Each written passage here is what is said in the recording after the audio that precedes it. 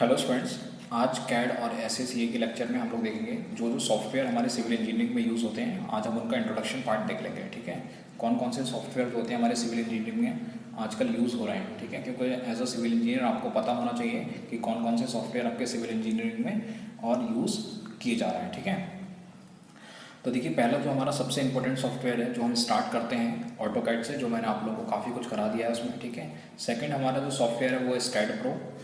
अगला जो हमारा सॉफ्टवेयर है वो होती है रैबिट होता है, और चौथा हमारा सॉफ्टवेयर है प्राइमवेरा। सॉलिड वर्क और कैटिया ये दोनों 3D मॉडलिंग सॉफ्टवेयर हैं और ये बेसिकली मैकेनिकल में भी यूज़ होते हैं। ठीक है, लेकिन ये जो है हमारे ये तीन जो सॉफ्टवेयर ऐसे हैं ये हमारे सिविल इंजीनियरिंग में सबसे ज़्यादा यूज़ होते हैं। ठीक है, सिविल इंजीनियरिंग में यूज़ होने वाले सबसे ज़्यादा सॉफ्टवेयर हमारे यही होते हैं। ठीक है स्टूडेंट्स, तो चलिए स्टार्ट करते हैं सॉफ्टवेयर को। तो देखिए ऑटोकैड, अच्छा मैं इस वीडियो को स्टार्ट करने से पहले आप लोग को बताना चाहता हूँ कि सभी लोग इस वीडियो को देखिएगा। ठीक है, अच्छे से समझिएगा, क्योंकि इंटरव्यू में जब आप इंटरव्यू देने जाएंगे जॉब के लिए, ठीक है, तो आपसे पूछा जाएगा कि भाई एज अ सिविल इंजीनियर आपने अपने कॉलेज के अंदर सॉफ्टवेयर सीखे हैं या नहीं सीखे हैं। तो ऑटोकैड सॉफ्टवेयर मैंने आप लोगों को बहुत हद तक सिखा दिया है। उसमें प्लान बनाना रह गया था, ठीक है, और ऑटोकैड 3D रह गया था। तो मैंने प्लान भी बना दिया है, एक वीडियो बना दी है, वो आप लोगों को अपलोड कर दी जाएगी। और कुछ ऑटोकैड 3D की कुछ टूल्स और कमांड्स हैं वो भी मैंने आप लोगों को बता दी हैं। ठीक है, वो भी वीडियो आपकी अपलोड हो जाएगी। तो चलिए क्या करके हम समझते हैं अपने इसको। देखिए AutoCAD is a commercial computer aided design and drafting software application.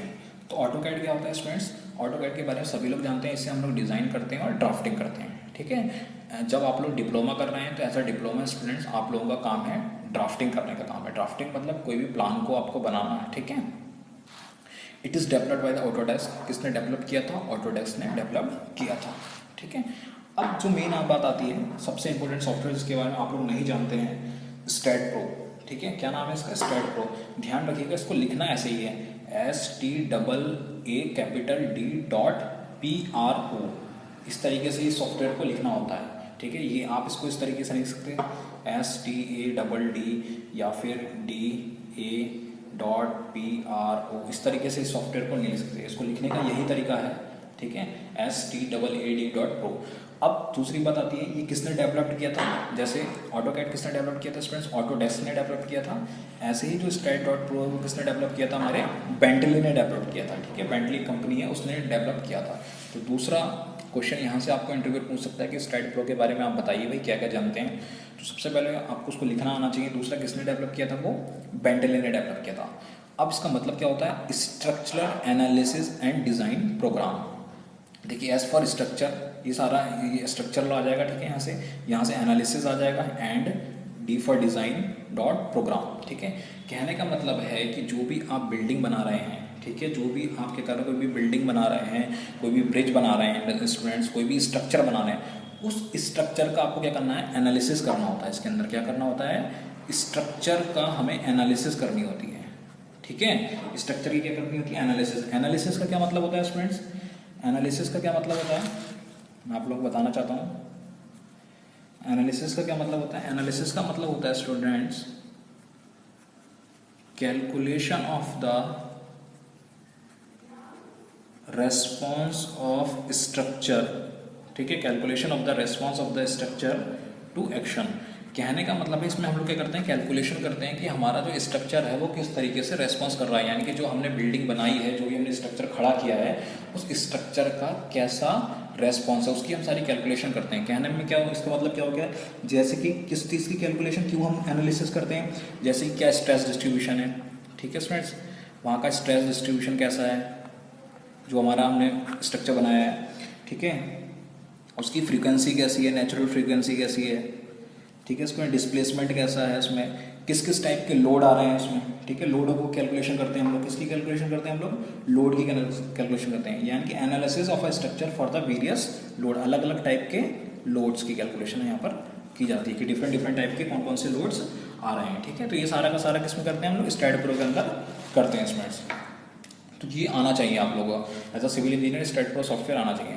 तो STAAD Pro is a general purpose structure analysis and design program with application primary building industries. Building industries में यूज़ होता है, कमर्शियल बिल्डिंग बनाने में, bridges बनाने में, highway structure बनाने में, डैम्स बनाने में, इंडस्ट्रियल स्ट्रक्चर बनाने में। ठीक है स्टूडेंट्स, नेक्स्ट है STAAD Pro is a analysis and design software package for structural engineering. किसके लिए होता है? Structural engineering. अगर आप लोग एमटेक करेंगे स्ट्रक्चरल इंजीनियरिंग में तो वहाँ पर आपको स्टैड प्रो आना चाहिए। अब देखिए स्टूडेंट्स, इसकी हार्डवेयर रिक्वायरमेंट क्या है, यानी कि जिस सिस्टम के अंदर आप अपने सॉफ्टवेयर को चला रहे हैं, जैसे ऑटोकैड को हम जिस सॉफ्टवेयर को अपने कौन से सिस्टम के अंदर चलाना चाहिए, वैसे इसकी भी होती है। पीसी होना चाहिए इंटेल पेंटियम का, ठीक है। 128 MB की रैम होनी चाहिए, उससे ज़्यादा होनी चाहिए। जो भी आपके पास सिस्टम होना चाहिए, ग्राफिक्स होने चाहिए 1024x760 रेजोल्यूशन के होने चाहिए।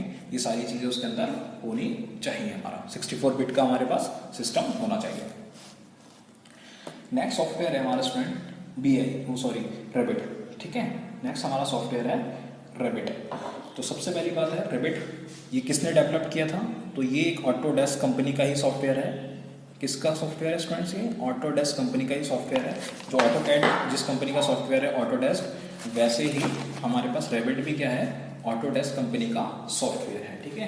इसे BIM कहते हैं। BIM वर्ड बहुत लोगों ने सुना होगा, ठीक है। आप लोग जब थर्ड ईयर में जाएंगे, फर्स्ट ईयर वाले स्टूडेंट थर्ड ईयर में जाएंगे, थर्ड ईयर वाले जब पास आउट होंगे इंडस्ट्री में जाएंगे, तो वहाँ आपको एक वर्ड सुनने को मिलेगा BIM। तो BIM का स्टूडेंट्स मतलब क्या होता है? Building information modelling. याद रखिएगा सभी लोग, मैंने लिख भी रखा होगा यहाँ पर, बिल्डिंग इंफॉर्मेशन मॉडलिंग, ठीक है। रेबिट क्या होता है? हमारे पास एक बिल्डिंग इंफॉर्मेशन मॉडलिंग सॉफ्टवेयर होता है। तो rebate is a 3D parametric modelling software package for building information modelling. अब इसमें होता क्या क्या है स्टूडेंट्स? इस सॉफ्टवेयर के अंदर होता क्या क्या है? ये पहले तो देखते हैं कौन कौन यूज़ कर सकते हैं। इसे आर्किटेक्चर यूज़ करते हैं, ठीक है। इसे स्ट्रक्चरल इंजीनियर भी यूज़ करते हैं। इसे हमारे पास कॉन्ट्रैक्टर भी यूज़ करते हैं, डिज़ाइनर भी यूज़ करते हैं। ये सारे लोग क्या करते हैं? इस सॉफ्टवेयर को यूज़ करते हैं। बहुत अच्छा सॉफ्टवेयर है ये आपको ज़रूर सीखना चाहिए एज अ सिविल इंजीनियर, ठीक है। ये रिकमेंडेड सॉफ्टवेयर है। ऑटोकैड के बाद आपको क्या सीखना चाहिए? रेबिट ही सीखना चाहिए स्टूडेंट्स। इसमें जो होता है अलग अलग जो फाइल होती हैं वो भी आप फाइल खोल सकते हैं। जैसे कैड की फाइल होती है, ठीक है। कैड की फाइल होंगी स्टूडेंट्स, DWG फाइल होंगी, DX फाइल होंगी। वो सारी फाइल को इंपोर्ट भी कर सकते हैं, एक्सपोर्ट भी कर सकते हैं। तो ये सारे के सारे काम इसमें आप कर सकते हैं स्टूडेंट्स, ठीक है। अब कहाँ इसका इस्तेमाल होता है, यूजेस क्या है? आप इंटीरियर बनाने के लिए, एक्सटीरियर बनाने के लिए, लैंड प्लानिंग करने के लिए, कैलकुलेशन ऑफ एरिया करने के लिए, एस्टिमेशन करने के लिए, और वॉक थ्रू। देखिए वॉक थ्रू वर्ड बहुत इंपॉर्टेंट है। देखिए वॉक थ्रू का मतलब होता है कि आपने कोई भी सपोज करो कोई भी बिल्डिंग बनाई है, कोई भी घर बनाया है, तो उस घर का एक एक पार्ट, जैसे बाथरूम हो गई, किचन हो गई, रूम हो गई, वो कैसा दिखेगा वो आपको इस सॉफ्टवेयर के अंदर बिल्कुल विजुअलाइज कर सकते हैं इजीली के साथ, ठीक है। वो कैसा आपको बनकर तैयार, यानी कि जो आपने घर बनाया, जो आपका घर बनेगा वो किस तरीके से दिखेगा, वो सारा का सारा इस सॉफ्टवेयर में हम लोग देख सकते हैं। ऑटोकैड के अंदर ऐसा नहीं हो सकता था। ऑटोकैड में सिर्फ हम क्या बना सकते थे भाई? प्लान बना सकते थे कि एक रूम हमारा यहाँ हो सकता है, ये हमारी किचन हो सकती है, ठीक है, ये हमारी लॉबी वाला एरिया हो जाएगा इतना, यहाँ पर एक रूम को कर सकते हैं, इसमें अटैच टॉयलेट बाथरूम कर सकते हैं। तो ये तो प्लान बना लिया हमने ऑटोकैड में। रेबिट के अंदर हमें ये एक चीज़ दिखाई देगी कि ये किचन है तो किस तरीके से दिखाई देगी, ठीक है। उसका इंटीरियर कैसा होगा, उसका बाहर का कैसा होगा, उसका एलिवेशन कैसा होगा, वो सारी की सारी चीज़ हमें किसमें दिखाई देगी? इस सॉफ्टवेयर के अंदर दिखाई देगी। इसीलिए मोस्ट इंपॉर्टेंट सॉफ्टवेयर होता है ये ऑटोकैड को सीखने के बाद, ठीक है। इसमें बहुत जल्दी आप प्लान को भी बना सकते हैं स्टूडेंट्स, ठीक है। इसमें एस्टिमेशन भी कर सकते हैं, कितनी ईंटें लगेगी, कितना ईंटें लगेगी, कितना सारा कुछ अपना सामान लगेगा, वो सारा का सारा हम इसके अंदर देख सकते हैं स्टूडेंट्स।